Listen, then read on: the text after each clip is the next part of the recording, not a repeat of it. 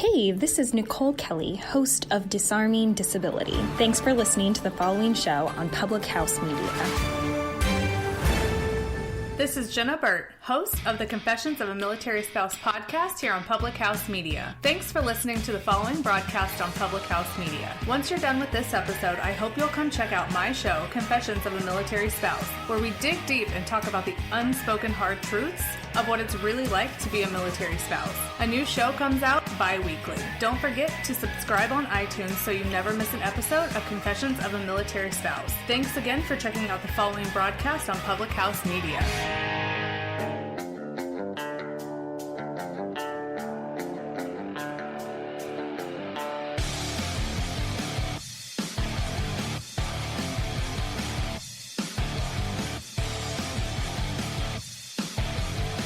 Hello and welcome to Beauties and Headcanons, where we're nerdy and you probably are too.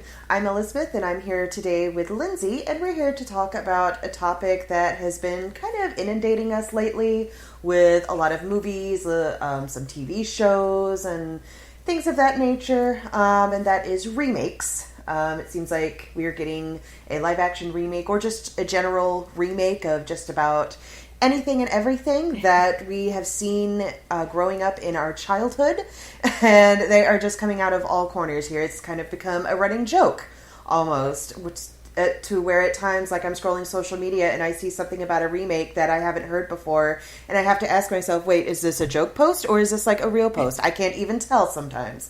So Lindsay and I wanted to take a little bit of time today to talk about remakes, how they can be good, how they can be not so good. But before we get into all of that, Lindsay wanted to talk a little bit about some geek fitness in Geek on Fleek. Yes. So for Geek on Fleek today, I wanted to talk about, like, you know, the girls and guys at my work, we are all trying to lose weight, and I randomly just wanted to see what's out there for specifically geek fitness. And so I know that, you know, a geek who wants to get in shape or lose weight, it should be or can be easy to find things to get out and get active doing. But I also know that you can't just put the word geek or nerd in front of something and call it that. You can't call it geek fitness or geek Zumba or geek workouts just because you put the word geek in front. So I wanted to kind of look at, like, what makes a thing geeky as far as geek fitness goes. And although I have been seeing some like fun geeky events that different gyms and studios are putting together. So, like, at my CrossFit box, we have some DC characters drawn on the wall, so that's, like, not really anything. You can't really do the whole Wonder Woman, be like Wonder Woman, and call that geeky, even though people who do like specifically comic book characters or DC characters, Marvel characters, might call themselves geeks. You can't really, like, put DC characters on a wall at a gym and call it a geek gym. Yeah. But you know, there's things like Quidditch matches that people are having meetups of, and that would be kind of a geeky thing. I'm even seeing like Harry Potter themed swing dances and like the geocaching apps that we were talking about earlier this month. Those both became very popular. They're different ways to get people to go out and to be active or be more active than they are or have been previously. And it certainly does help to find people that are your people to work out with. So it's, you know, something I wanted to explore a little bit. So I listened to a podcast called Geek Fitness Health Hacks, and there's only about 12 or 13 episodes, and they range in how long they are, but it's by a man named BJ, who talks about his weight loss journey in a fun and entertainingly, albeit kind of geeky way, because he really is a gamer at heart and someone who had gotten very large and then isn't anymore, and he talks about his journey into that. He talks about, like, what triggered him to decide to lose over 150 pounds, the first steps he took, the lifestyle changes he needed to make, adding running into the mix after he changed his diet, and then later in the podcast he also talks about, like, anxiety and dealing with mental health and mental fitness, as well as, like, a couple of tips and tricks that might help a person who finds themselves, downtrodden by the changes that they would have to make to, like a currently sedentary lifestyle or a stereotypically bad diet. You know, he talks about, like, loving Funyuns and copious amounts of sodas, and it makes him really relatable. Now, there's essentially a lot of things he talks about are things we know. Cut down the white processed foods and sugars and starches. Drink more water. He has a whole episode on drinking water and like what that means and how much water is too much water, and choosing fruits and veggies for a snack. And the cool part about the podcast is that he puts a little nerdy twist on it. Like originally his fitness journey started out from being at Wizarding World down in Orlando, Florida. And then he talks about having a gaming binge when World of Warcraft Azeroth came out. So it was kind of cool. Like, it made him a relatable geek, and it kind of made it so it's something that even if you feel like you couldn't possibly lose that much weight or you couldn't possibly make those changes, he talks about how he did it so anybody could do it. There's also that Candid episode where he talks about anxiety and mental health, and that's important to me because there's so much of that going on right now. But it's also really important in the way of like fitness as well, and being, forgiving to yourself for needing to take a while for yourself. And it's, like just a good reminder to like say, okay, yes, I want to lose this weight, but I also need to sleep, or I also need to make sure that I can change this fitness routine and make it something sustainable. And he talks about that a lot too. He talks about like the troubles of his health when you are over 300 pounds. And then he talks about how important it was that he took care of his heart because he had a lot of that kind of history in his family. And the coolest thing that I really brought away from it was that he talks about finding something that's like your shtick that can be different for every different person. Like, running is not something I would ever think that I could do. Like, I don't want to run. I think that I should be running if I'm running away from someone. And he lives in Alabama, so he talks about like how hot it is and how uncomfortable it is to be hot and sweaty and gross. And then, there's all these different things that you could be doing for fitness, or that anybody could be doing for fitness. So like, there's kickboxing, there's CrossFit, there's bar classes, there's yoga. Those are just like the things that I've done, and it's just things to get a person moving. He talks about how you can make those changes where you park at the end of the parking lot and have to walk the length of the parking lot to get into wherever you're going. And I thought that was funny because, these are things we've all heard. We've heard all of these different things. But to hear them spoken about in that kind of way, I don't know, really, really touched me. And there's also lots of apps that he talks about that are out there to kind of like appease the nerdy techie person who wants to get their fitness in like numbers and the science of having your heart workout for a certain period of time and the benefits of that, and where you burn more calories because of the work you did for those minutes, or apps where you can track your work, your progress, your workout of the day, swimming lessons that are logged into an app. Or what I thought was really cool, and this is silly because I don't really listen to very much music on any app, but there are apps where you can change, the music changes based on the speed of how fast you're running. Oh, okay. Like, cool. I mean, yeah, that's really neat. A younger version of myself was just kind of excited to have like Solitaire and Minesweeper and stuff on my phone. So it's always interesting to me that we have this like world of things that are at our fingertips, and especially like now that we are a society that's just kind of inundated with ways to be lazier. There's also all these other ways to be not lazier, and it's funny because there's so many different things, meditation apps and all this stuff, but it's like finding something that makes you want to get up or open the app over and over and over and over again, so it's something that you stick to. Like, basically, kind of just to bring it full circle, I was thinking about how that pertains to being geek fitness. And basically to geek out about something is to enthuse about a specific topic, not realizing that most people listening might fail to understand how excited you are about it.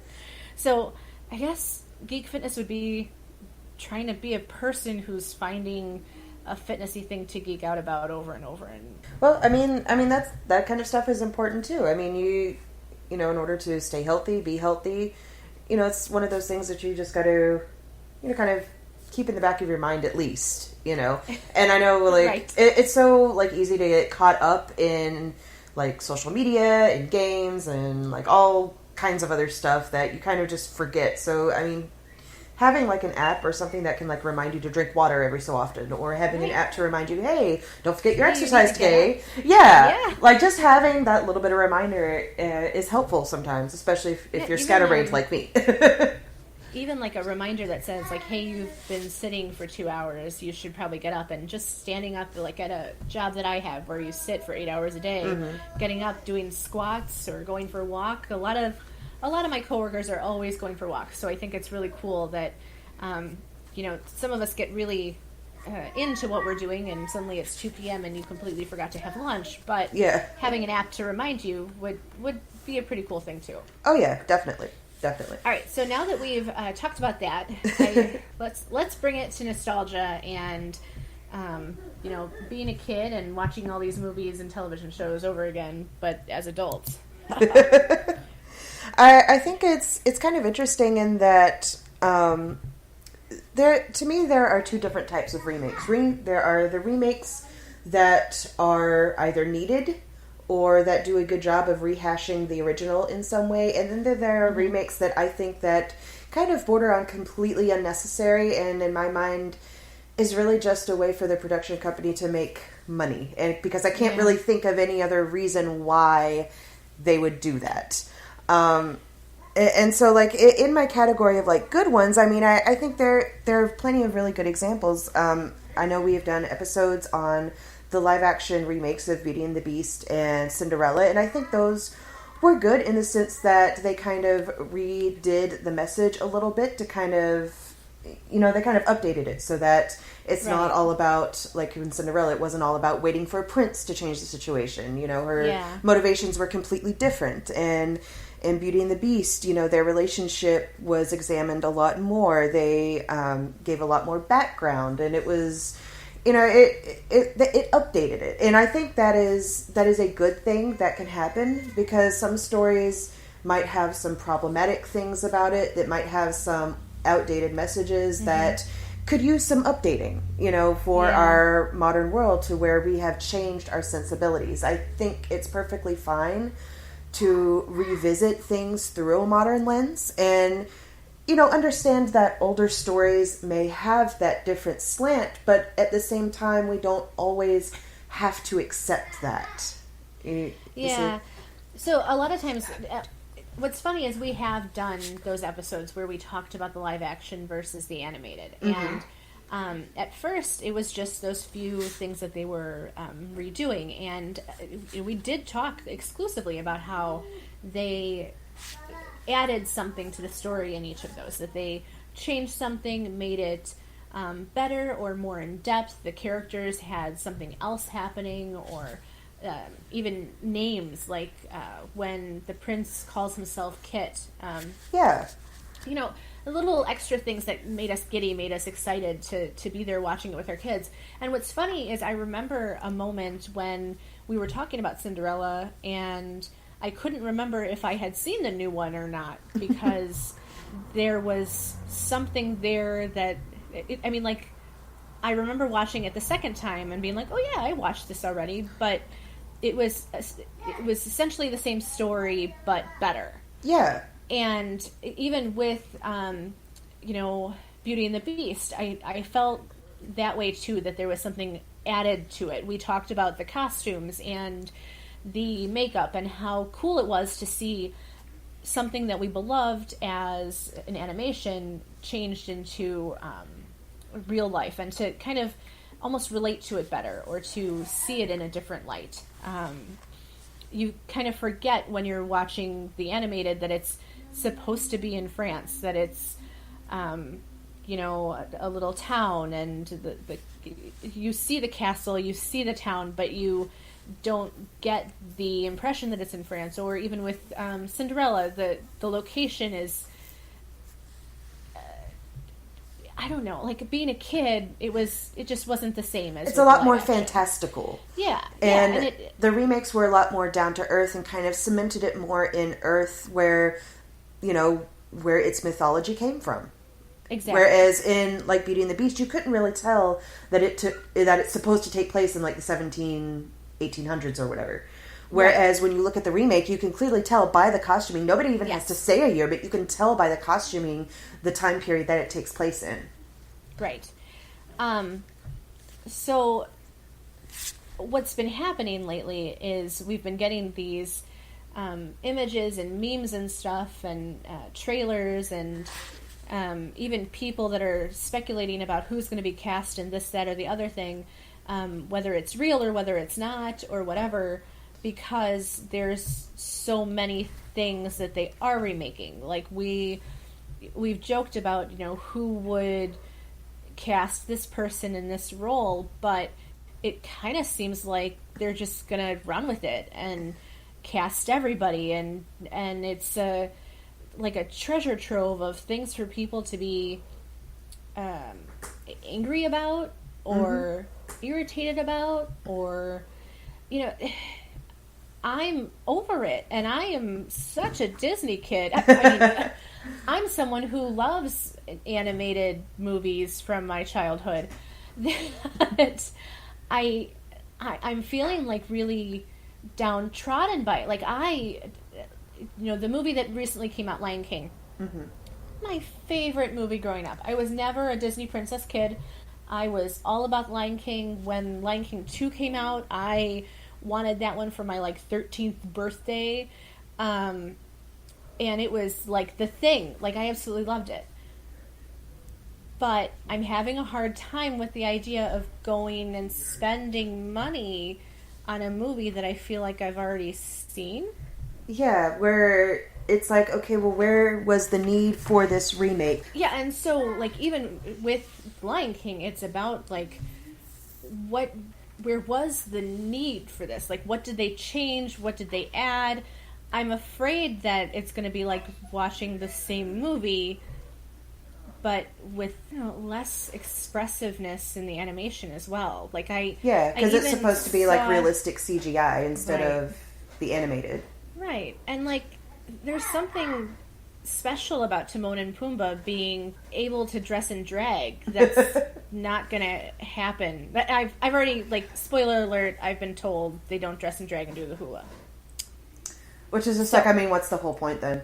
Not even that, but I've also seen a couple of memes that people have put out where they said, oh, this could have been so good, and they put, oh, this could have been so good, but Disney wanted to go all National Geographic.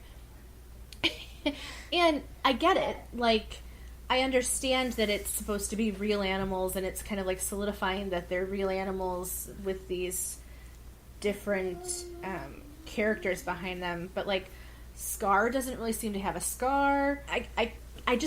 I'm having a hard time getting behind it. I'm excited to see it, but I want to be pleasantly surprised. And I know I'm going to cry, and I know that I'm going to be in it, but I also think that there's something wrong with redoing all of these movies. Yeah. Whereas with something like Beauty and the Beast and Cinderella, there were reasons to change the story, to add on to it. With something like The Lion King and even with Aladdin, there wasn't really much of a reason to redo it. I know they added a new song for Jasmine in Aladdin and everything like that, but really that didn't add that much depth to her character, because we still saw that, everything that she expressed in that song, we saw in the original animated version. Right. It was it was a little bit more subtle, maybe a little bit more subtext, but it was there. You could still see that she was this strong, independent woman who didn't want to be bullied or, be told to stand down for, whatever reason. Yeah. It was just, in the remake, they made it more obvious. And I don't know. I just don't think that's much of a reason to do a remake, to add tiny little details like that. Yeah. If you're fleshing out characters and adding whole backgrounds and maybe changing up a message, then that's perfect. That's great. That's a great reason to do it. As long as you're going to do it well, Right. Well, and that's what's cool with Maleficent. That's Sleeping Beauty's story, but from Maleficent, and there's going to be a Maleficent 2, and there's this whole other world we didn't know about when it came to those movies. That other otherworldliness to it was really interesting to me, and it adds something to the character. It adds a compassion behind it. The actress that they picked was amazing, and it's an opportunity to do something different that they hadn't done yet before. Mm-hmm. But what really troubles me even is, like, I watched the opening scene to Aladdin, and I know that you guys got to talk about that one and flesh it out and say what you liked and what you didn't like, but I got through the first scene and I was done. I just couldn't. And I loved Aladdin. Hey, I sang a duet of A Whole New World with a girlfriend of mine for a very long time. And yes, I was Aladdin. But and part of it might be Robin Williams. Part of it might be I couldn't do it. There was a little video that I watched of Will Smith on the red carpet during an opening for Aladdin, and there were these little girls that were asking him what he did with the magic. And I know I talked to you guys about this for a second, but I threw something across the room when that happened. Because, first of all, he's not blue. He's obviously not the genie. He's Will Smith. And Will Smith is an amazing man, don't get me wrong. But, I mean, he doesn't necessarily have the Fresh Prince voice anymore. And I really struggled through that first scene of Aladdin. I couldn't do it. And I couldn't tell you why. And I cannot criticize anybody for anything, because I couldn't sing it. I couldn't do a good job. I couldn't, be blue and be the genie, but I couldn't get through more than that part of the movie. I was scared to find out who they cast as Jafar, and I was scared to, I was scared to be disappointed. I was scared I was almost scared to be excited. I was almost scared to be happy with it. Yeah. Because you don't want to be let down. Exactly.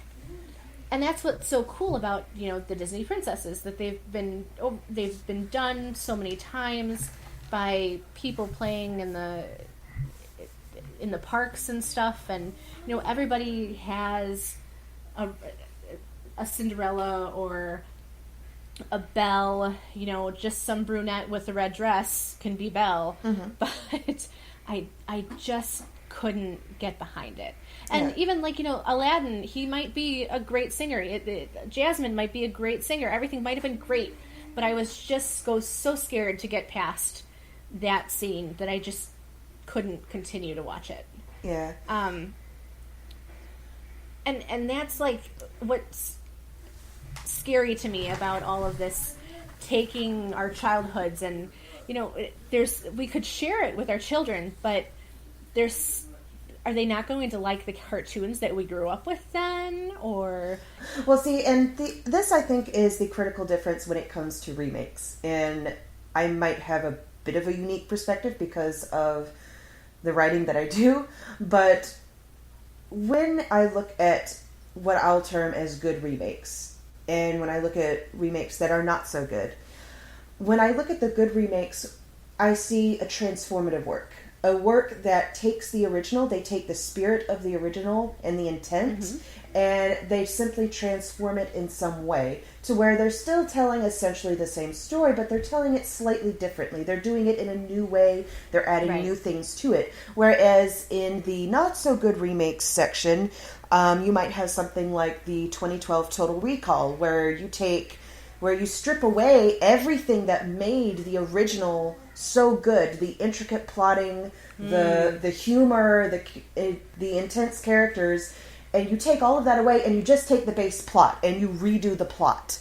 And it's like, when it comes to writing, there are really only so many different plots and so many different tropes out there. And the thing about writing, especially fan fiction writing, is that everybody has written the same thing before. But if you want to write it, go ahead and write it. Just write it your own way. Do it your own way. And that's what a good transformative work does, is it takes that trope and it writes it in its own way and it expresses it in a unique way that maybe nobody has thought of before, that nobody has experienced before, and it delivers on its own merits. But when you simply take the trope and you just write it as it is and you don't transform it in any way, it just becomes bland and it loses all of the charm that came with the original. And so then you're left with this meh, this pile of meh, which is basically what I call it. And it's like, why did we even like this before? Right. To where you have to go back to the original and be like, oh yeah, this is why I liked this. This is why I you know? liked it. Yeah.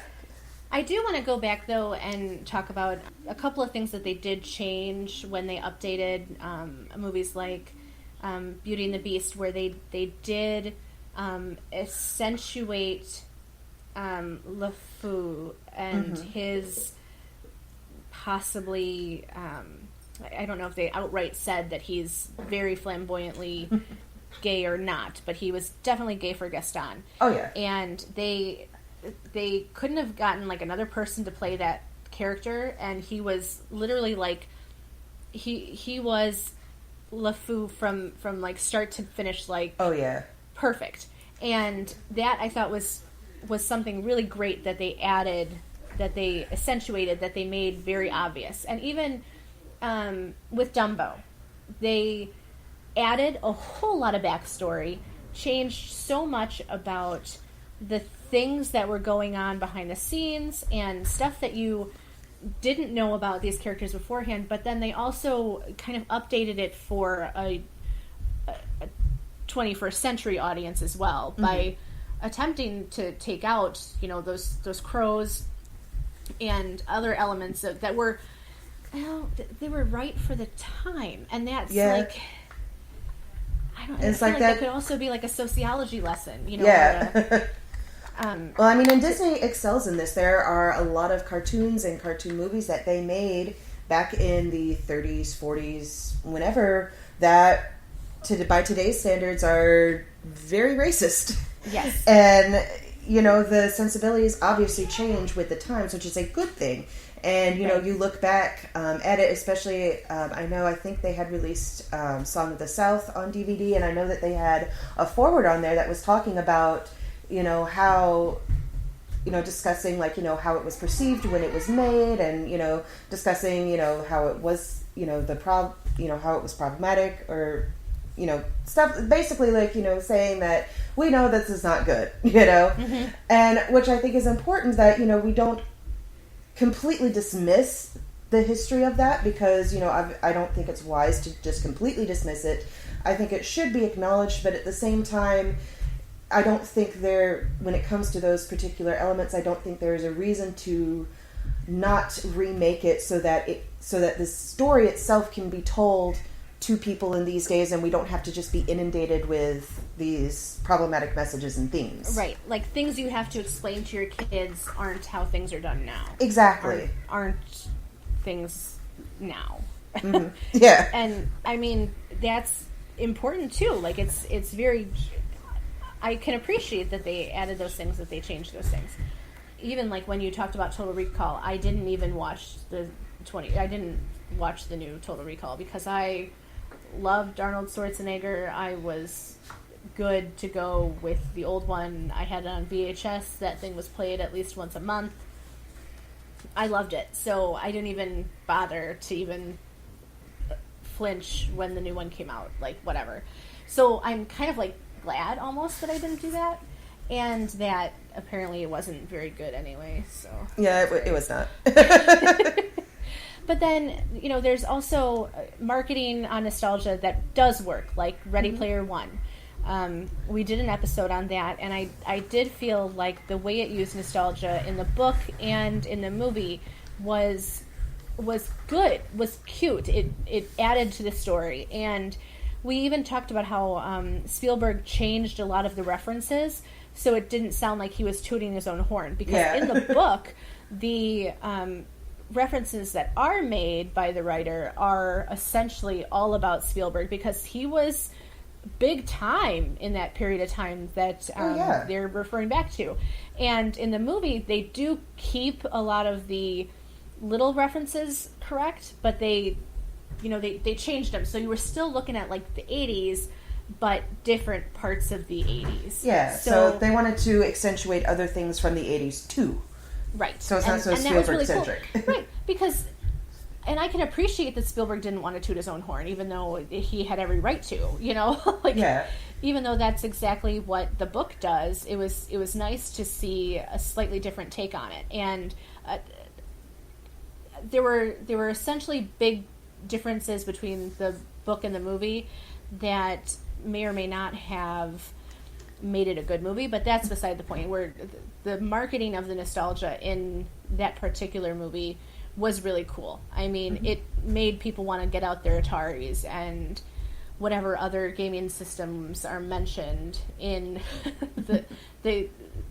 the plot of that, and it was really well done. Yeah. But there are places that it's not done well, like Captain Marvel. Yeah.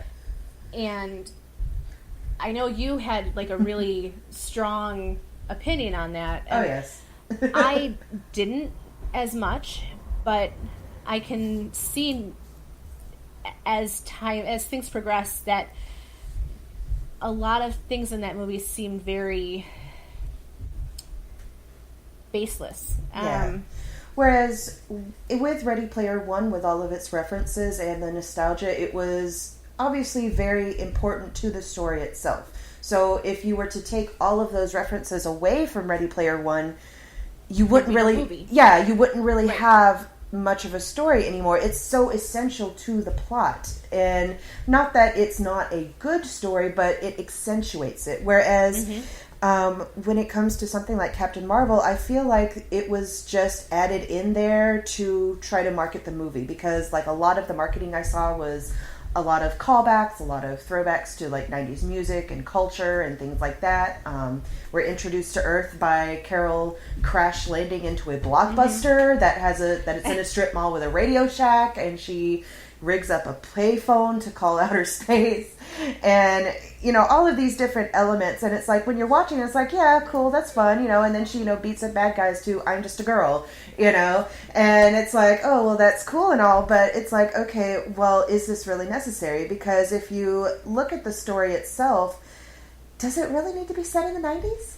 Because with all of the things that it contradicts with Thor, it should really be set about right after Thor.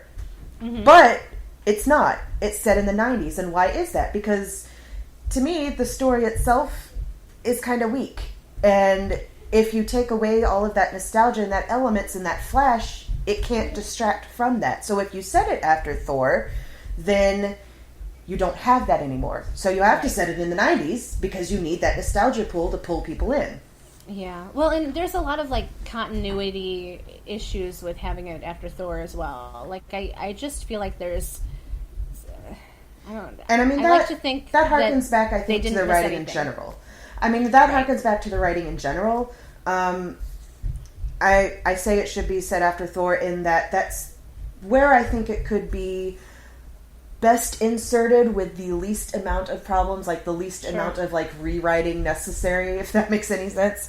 Well, and I'll admit too, like I was right there with everybody else in the theater where we were, you know, shouting when I'm Just a Girl came on, or you know, loving the jeans with the rips and the leather jacket and the, you know, the outfit she was wearing, all of that stuff. Like I was right there with them, you know, shouting about those things and how exciting they were. But I also feel like there are elements of nostalgia in Guardians of the Galaxy that are done way better than they were done in Captain Marvel, where they add to the story, you know, make Quill that much more of a tragically goofy guy, and something about Carol just doesn't sit right with the whole 90s thing. Like she's above it somehow, and it doesn't place her in that time. It just kind of makes her outside of that time. It happens around her, yeah. Yeah, exactly. It happens around her. She's not part of it.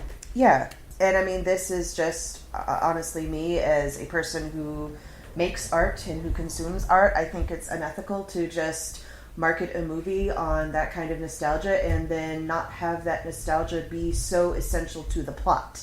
Because to me, it's like you're just trying to draw us in to make money, and you don't really care if that actually lines up with the movie or not, because you have our money, so that's all you really care about. Right. Well, and that's what's interesting to me too. So we do know that there are lots of remakes and reimaginings and stuff that are in the works that are coming out. I don't know how I feel about a lot of them. You know, there was that trouble that people were having with the casting of Ariel, and it's like, come on, guys, seriously. If you go to a theater, you know, any high school theater anywhere, and there's casting of all the characters in Grease, Sandy might be a Hispanic girl, and that's okay. And for us to be so up in arms about who's being cast for a character like Ariel in an artistic form really, really rubs me the wrong way. I didn't like it at all, and I have a hard time saying anything on social media because I don't want to. I don't like getting in fights with people, but I also feel like it's the stupidest thing for people to be upset about. And you know, she can't have red hair. Well, bite me, anybody. She because also we totally can't can't dye hair, right? Because, you know, in the movie, there's people with pink hair and purple hair and, you know, red tails. And come on, let's be serious here. And it was just so upsetting to me that was something that needed to be debated and discussed. And I get that we're living in a society that is, unfortunately, very divided. And that's really talk for a different day, but part of me is very interested to see where they go with things, but it's also very scary to me because there's so many things for people to be upset or divided about, and Disney isn't something that we should be divided about. And see, I think that part of the problem is that people are getting mad about the wrong things. Yes. Whereas instead of getting mad that, wait, why are we doing all of these remakes? Why can't we do something new? Why don't we have new ideas? Yeah, why don't we do new stories or do them in better ways instead of rehashing these things, instead of getting mad at the casting because somebody you really wanted to see there was not there. And there's nothing to say that some of these live action remakes aren't going to add something or be different in some way. Just because Aladdin didn't really seem to add very much to the backstory because it was done the way it was done doesn't necessarily mean that Mulan or Ariel or any of those things are going to not have an addition to it. And you know, even with Lion King, the backstory was all there. We unless they wanted to tell me exactly how Timon and Pumbaa got together or some backstory on Scar being a little boy, I don't know. They could have given me something, but there was so much there already. Yeah. And I was so excited to find out that James Earl Jones was doing Mufasa's voice that might be a reason to go see it all in itself. But I'm worried even like, you know, with Mulan. They say they're redoing Mulan. Is it really? Why? Why? Like, I mean, it was a great movie that showcased a strong female character who didn't really need a man, who, even though she still got the man in the end, but still, like, that wasn't the focus of her story. Her whole story was she wanted to help her family, she wanted to protect her father, she wanted to fight for her country, and that was great. I mean, especially at the time where we didn't see a whole lot of that in the whole Disney princess genre. That was fantastic to see. And I always loved that there were different periods that were being expressed with all these different princesses as well. Like, I appreciate that, and I would be excited to see how Disney would want to portray that. But I don't know that it's necessary. And I would love for them to do something new that we can get behind. Even live action that we can get behind, other than, you know, Maleficent 2 that we know is coming out. Like, give me all the new stuff so that I can get behind that. I did think it was cool that McDonald's has Lion King Happy Meal toys that look very similar to what we grew up with. I think that's pretty cool. there's something not quite good going on about taking everything we grew up with and trying to make it something that we're still trying to grow up with. Yeah.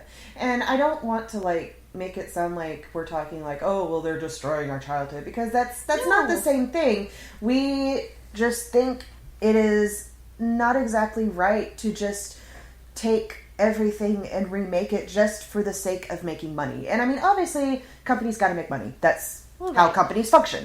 But we can't say that the companies are literally doing it just to make money. Like, we don't know their motives, obviously, but there are some instances that really didn't seem to be in the best interest of anyone, really. Where it's like, you know, they really just made the movie even though it wasn't so good, because they knew that the history and the history that it had with people who grew up with it, that would automatically draw to it. Yeah, exactly. Yeah, exactly.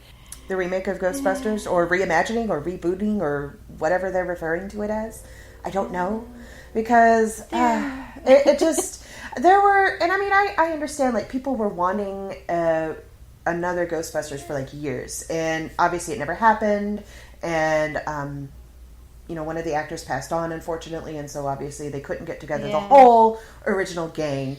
But I thought there were so many other ways that they could have done it that would have brought about the original charm, that would have called back to the original, but it just didn't happen. It just seemed like they were taking the baseline and doing the bare minimum in order to get it out. And there's so much wasted potential.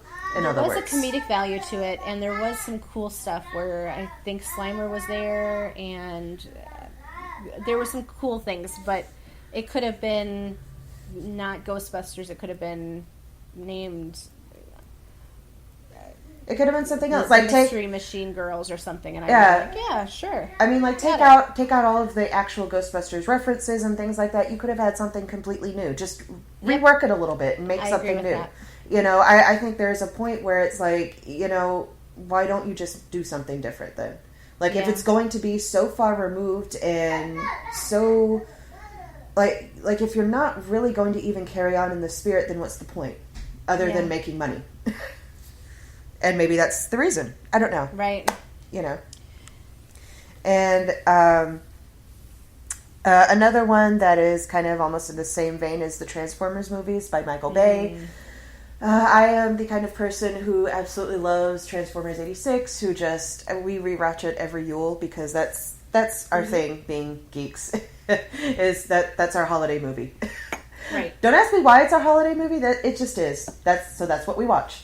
And, you know, it takes away so much of the charm that was in the original and doesn't even attempt to recreate it in any way. It just kind of is throwing it into the 21st century with no regard as to its source, really. It's like, right. I mean, obviously the original was created to market toys, but if the original has more soul and spirit and it was created to market toys, how bad then is the remake? Well, and I agree with that, in that there's a point where the movies start being, you know, once her face Fox was in Megan it, Fox. And it was all for the young boys to ogle over her. I was like, I was done. Yeah. But then it just kind of seemed like they were cars and machines and things that could transform into Autobots, and there was nothing to bring it back to what we grew up with. There wasn't anything there anymore. For me, anyway. Yeah. And that's like something that really darkens the whole industry. Because now the whole Michael Bay movies has kind of become a meme, more or less. Right. With the whole, it's exploding, it must be a Michael Bay movie. You know? It's just become a calling card now. And as, you know, in kind of like in contrast to that, if you look at something like 2004's Punisher with Thomas Jane, is compared to the 80s Dolph Lundgren Punisher, who was a lot more goofier and cheesier, and a lot untrue to the original, where 2004's was much more grittier and much more real, but it called back to the comics so much more. I mean, that it's honestly like my favorite iteration of Punisher, because it's everything that the original comic version was, everything that he is supposed to be, but he's portrayed more realistically. And to me, remakes don't have to steer away from that dark grittiness of that, I think a lot of movies do sometimes, but it's just a matter of making it more appropriate for a particular story. Whereas in the 80s, with the whole cheesiness and Dolph Lundgren, the Punisher didn't work so well. Not as well, right, as especially when you look at 2004's Punisher with Thomas Jane. That to me is, I think, a much better take on it, because it introduces a charm that the original didn't have, even though that charm is a lot more blood and gore. Right. I do want to make sure that we get on to Gaming Corner. Yes. But I also want to mention that we steered completely away from Marvel and DC with this one. Oh, yes. We stayed completely away from it. Well, kind of, except for Punisher. Right, because that's why I want to bring it up, because of Punisher. But there's a completely different element to the marketing and... Oh, yeah. reimagining and changing up and adding backstory of comic books. Yeah. And the movies and television shows that have been surrounded around that would be a whole podcast series in and of itself. So yeah. Maybe someday Elisabeth and I will pick each other's brains on that one, but not today. So, since we were talking about nostalgia and everything, for this week's Gaming Corner, I wanted to talk a little bit about all of the wonderful little references in Mortal Kombat 11, because for anybody who has played some of the original Mortal Kombat games, and you've now played Mortal Kombat 11, Mortal Kombat 11 is basically like a love letter to all of the original fans. It is chock full of references and callbacks to the original games, even to the original movies that came out for Mortal Kombat. One of my favorites is when you have Raiden and Sub-Zero fight, because they have their little like pre-fight like taunts, or sometimes not even taunts, just like dialogue that they go back and forth. Raiden and Sub-Zero will actually mention being in the Injustice 2 game, where Raiden says he had a dream, and Sub-Zero will ask him, was it about a dark night and a caped wonder? And he's like, well, how did you know my dream? And that's obviously a reference to them being in the Injustice game and fighting alongside, Batman and Superman. And if you go through like the crypt, which is like, one of one of the most fun parts of the game for me, at least, one of the items that you can collect is this bucket of water, which some people might think is a little odd, but the bucket of water has a meaning. It's specifically called the element that brings life, and that's a reference to the original movie where Liu Kang defeated the original Sub-Zero with a bucket of water, which was kind of ridiculous in and of its own right. But I thought it was just a really neat little like callback to that. And of course, I think I mentioned in another podcast where if Noob Saibot does a mirror match where it's noob versus noob, he'll actually reference Harry Potter, referring to himself as he who must not be named, and then the other will say, return to your deathly hollow, which I thought was awesome. My absolute favorite is 2 chapters in the story mode. Chapter 3 is a whole little, I know I'm kind of giddy about this, but it is just a whole little reference to probably one of the best Mortal Kombat games called Shaolin Monks, and the title is actually called Shaolin Monks, and it involves Liu Kang and Kung Lao, and which the original Shaolin Monks did as well. And so you kind of get a little like taste of that old video game playing through that particular chapter, because it's basically just, just a huge callback to that. And then the next chapter is even better, because you play as Sub-Zero and Scorpion, which is obviously two characters that I love, but it's called Fire and Ice, which fans of Mortal Kombat will know that Fire and Ice was supposed to be the it was supposed to be the sequel or the follow-up to Shaolin Monks, but it got canceled. And so Fire and Ice was supposed to take place with Sub-Zero and Scorpion, but it didn't because it was canceled. But they managed to fit it into the story mode for Mortal Kombat 11, so we did get a little bit of taste of what Fire and Ice might have been like, which really, I mean, makes me only want to experience even more, but, that's, that maybe some other day, maybe they can do that. I don't know. But, yeah, those were some of my favorite references. There's obviously, like, tons and tons of other references, callbacks to other characters, to other games. Even on the loading screens, you'll see Look to La Luna, which was from the first Mortal Kombat, a reference to a way that you could initiate a secret fight between yourself and Reptile. There's also the scrambled message, Ermac does not exist, which was a reference to the original appearance of Ermac, which was an error code. So people had speculated that it was a red ninja, but there really wasn't a red ninja until the developers finally decided to actually put him in. But until then, they kept denying that he even existed. So it's just a great little love fest to fans who have just been here throughout the entire run of Mortal Kombat to see all of these little different references to the games, to the movies, to the spin-offs, and everything like that.